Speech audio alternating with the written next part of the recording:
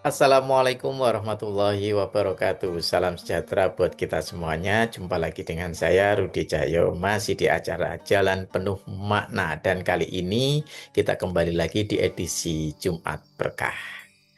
Hari ini kita akan berbicara atau membahas tentang berbagi. Sebenarnya topik berbagi ini sudah sering ya saya berikan atau mungkin beberapa kali lah kalau mungkin teman-teman bisa mengecek kembali baik itu di channel ini Rudi Cahyo TV Psikologi maupun di channel satunya yang sekarang menjadi kanal yang membahas tentang sport ya. Itu juga pernah saya bahas tentang berbagi ini. Cuman kali ini agak sedikit lebih kompleks dan mungkin agak ada cerita-cerita kalau mau dibilang mungkin bisa dibilang cerita curhat atau semacam itu. Jadi ceritanya begini, saya tadi pagi itu dilapori oleh ibunya ketika ngecek tasnya Bianca itu di minggu yang lalu itu kan adalah waktu menabung. Jadi ada di setiap 1 minggu sekali itu ada menabung. Dan kemudian ibunya memberikan uang 100.000, cuman dia lupa tidak menabungkan uang itu. Karena menabungnya seminggu sekali, maka harapannya itu tetap disimpan dan eh, diberikan pada minggu berikutnya gitu. Nah, tapi ternyata sedikit demi sedikit uang itu berkurang, pecah gitu ya dari uang 100 ribuan yang utuh itu pecah.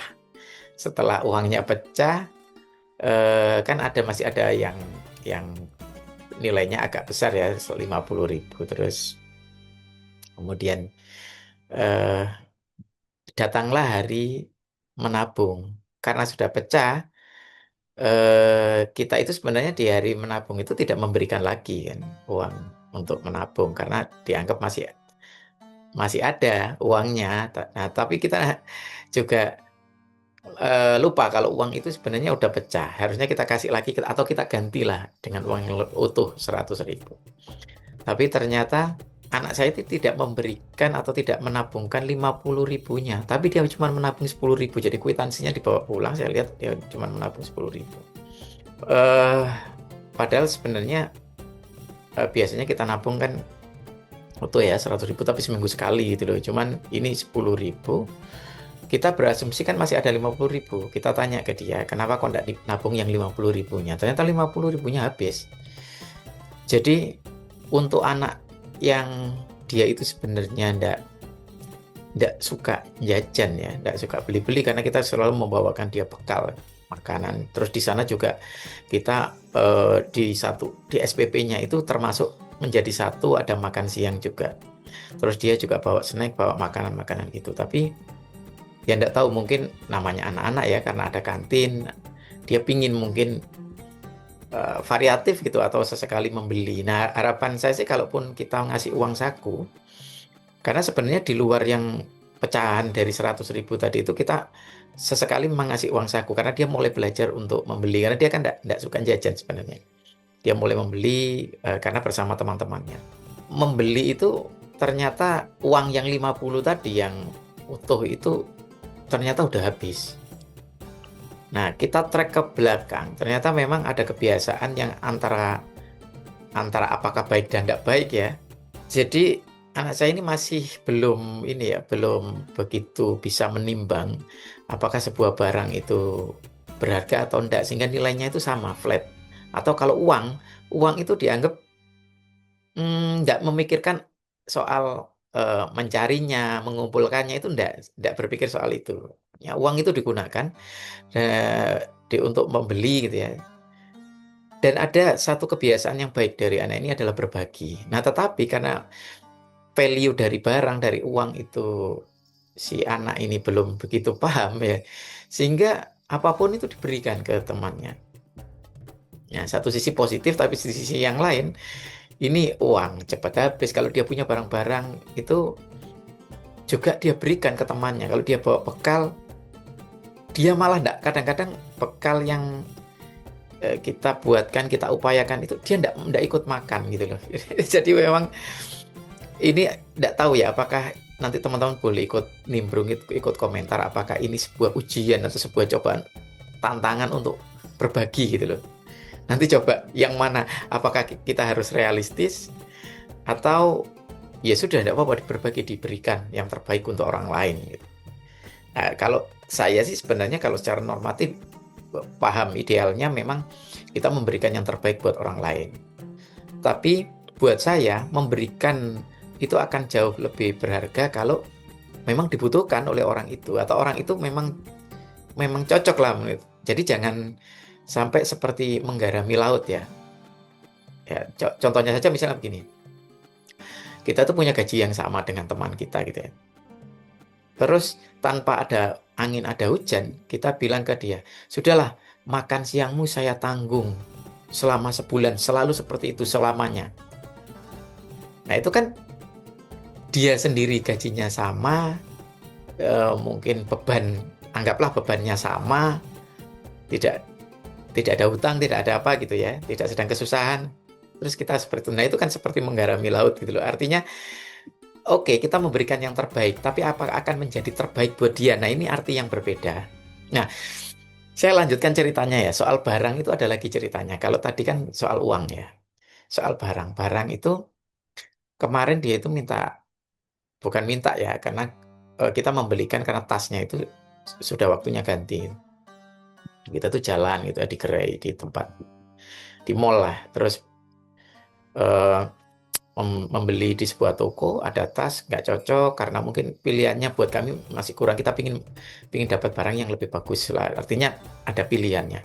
Kita naik lagi ke lantai berikutnya dan di situ eh, kita dapat beberapa pilihan tas. Ada tas yang ada gantungan kuncinya, sebuah boneka gantungan kunci. Ada tas yang tidak punya aksesoris gantungan kunci itu, tapi harganya lebih murah. Tasnya sama-sama bagus. Nah, namanya anak-anak itu pingin yang apa ya, senang ya, yang menyenangkan buat dia karena ada gantungan kunci boneka dan buat dia kan itu mainan. Anak-anak kan suka main. Akhirnya pilih itu, tapi dengan konsekuensi harganya jauh lebih mahal. Karena barang jauh lebih mahal, tapi dia senang, ya sudahlah, kita sedikit agak merelakan lah ya sebagian apa uang gitu ya untuk dibelikan tas tersebut.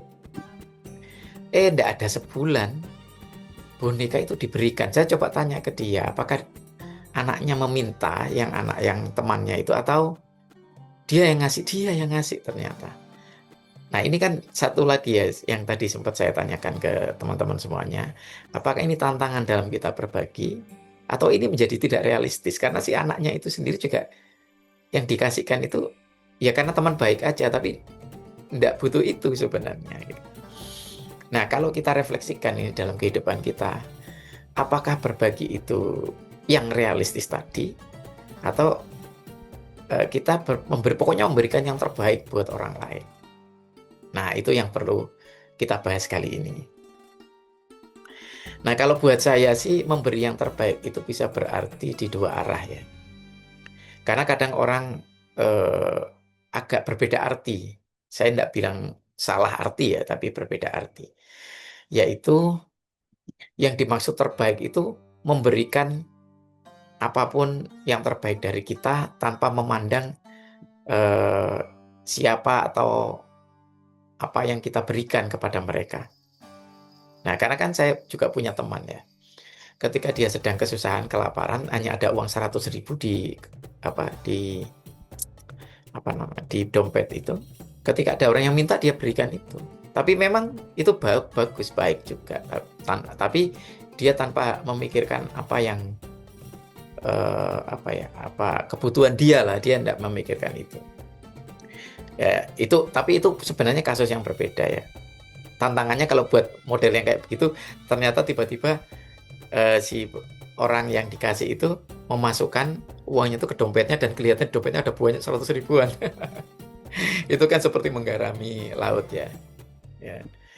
Nah, tetapi ya itu buat saya satu sisi memang menjadi tantangan dalam hal berbagi ya. Kalau kasusnya si teman saya ini, kan dia tidak tahu sebelumnya kalau ini. Tapi kalau ternyata sudah diberikan dan si orang yang meminta-minta itu punya uang lebih banyak daripada dia, ya itu baru menjadi challenging, tantangan untuk berbagi. Karena sudah diberikan, harusnya ya sudah. Orang memberi itu kan harus sudah rela, gitu ya. Harus sudah rela. Tapi kan masalah si anak saya tadi itu kan masalah pembelajaran juga. Nah, kembali lagi ke arti terbaik. Terbaik itu kalau buat saya ya itu juga dibutuhkan oleh orangnya. Artinya akan punya arti buat orang tersebut. Misalnya kita ngasih uang kepada teman kita yang memang tidak punya uang jajan, atau uang jajannya kurang, atau mau beli sesuatu tidak mampu. Ya. Jadi bukan diam-diaman terus dia kaya raya atau apa terus kita berikan dan seterusnya. Nah itu kan eh, bukan berarti itu salah atau bukan berarti itu tidak baik, tapi kita perlu realistis. Ya perlu realistis. Sehingga yang ke anak saya itu berbaginya saya ajari bahwa kalau kamu punya sesuatu, gak apa-apa dibagikan sama temannya. Misalnya kalau itu makanan bisa berbagi dua atau di apa dibagi-bagi jadi beberapa terus kamu makan bersama mereka. Itu kan juga seneng. Tapi kalau anak saya itu kadang-kadang kebablasan, dia ngasih tapi apa namanya? Dia sendiri tidak menikmati atau tidak merasakan itu. Nah, buat kita yang mengupayakan itu kan kadang-kadang jadi challenging ya, jadi tantangan. Apakah ketika kita memikirkan itu dan kemudian menjadikan anak kita lebih realistis itu kita jadi tidak menjadi orang yang tidak dermawan atau tidak ikhlas gitu ya. Nah, itu hal yang berbeda sebenarnya. Sehingga saya tetap mengajari dia untuk berbagi secara realistis, tapi di sisi yang lain eh,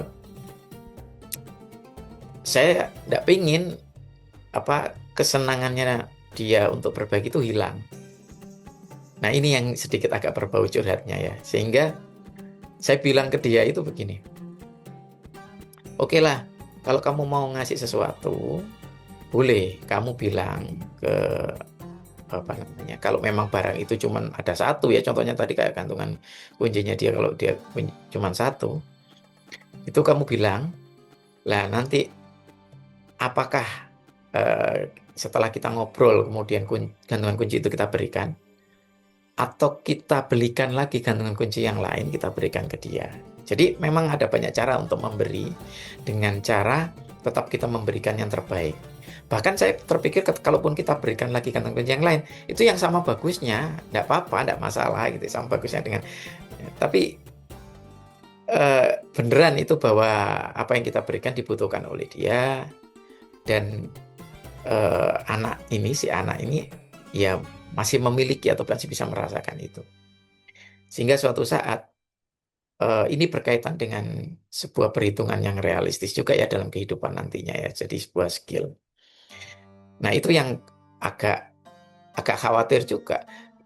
Kalau saya mengajari dia untuk memperhitungkan apa yang dia berikan, khawatirnya hilang terus kemudian kesenangan untuk berbagi atau membaginya itu secara tidak ikhlas atau tidak rela dan atau berat hati kayak gitu. Saya sebenarnya tidak ingin itu ya, cuman tetap aja kasihan kalau kadang-kadang dia itu tidak dengan polos gitu loh ya, mau ngasih gitu terus habis itu dia sendiri tidak merasakan itu, atau kita yang sudah mengupayakannya untuk dia tapi dia tidak merasakannya. Ya ini juga bukan tantangan buat si anak sih, lebih lebih tepatnya tantangan buat orang tuanya, apakah bisa punya kerelaan untuk memberi atau seperti apa. Nah ini yang tadi sempat saya bilang ada agak bau-bau curhatnya juga kayak gitu ya.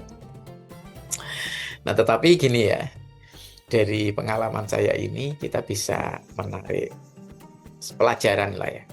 Satu sisi kita itu tetap harus memberikan yang terbaik dalam arti dua arah. Ya, dua arah itu artinya itu baik buat kita, terbaik buat kita, tapi juga terbaik buat orang yang kita beri. Artinya dia memang benar membutuhkan itu. Jadi tidak memberikan atau melepaskan sesuatu itu untuk kesia-siaan. Jadi meskipun sebenarnya niat kita apapun itu, kalau sudah niat berbagi, itu pasti akan tercatat sebagai amal kebaikan. Jadi kalau memang teman-teman niat mau berbagi dan memang tidak ada kemungkinan untuk penyesalan kemudian, atau misalnya teman-teman ngasih tapi teman-teman sendiri juga kesulitan gitu ya, atau tidak mampu tapi memaksakan diri untuk ngasih, itu kan akhirnya nanti akan berbuah kepada keluhan pasca memberi. Nah, untuk menghindari hal-hal yang seperti itu, maka keikhlasan pun juga perlu dijaga. Keikhlasan itu bukan berarti kalau memang bisa ya, bisa artinya memberikan yang terbaik, kemudian dirinya kesulitan setelahnya dan itu tidak ada keluhan, dia malah senang dan yang tertinggal itu hanya perasaan positif, perasaan bahagia, itu tidak masalah. Tapi kita itu tetap butuh sebagai manusia yang punya keterbatasan, tetap butuh realistis bahwa kita itu perlu namanya berbagi, dibagi. Kita punya, orang lain punya. Kita membutuhkan itu, orang yang kita beri itu juga membutuhkan itu. Dengan begitu, itu akan punya makna. Di samping juga mengantisipasi biar kita itu tidak meninggalkan keluhan pasca memberi. Kalau meninggalkan keluhan kan malah kita tidak terdidik menjadi orang yang ikhlas juga, sama aja gitu. Sehingga ya itu tadi, perlu tahu lah apa yang terbaik buat kita, tapi juga merupakan terbaik buat orang lain.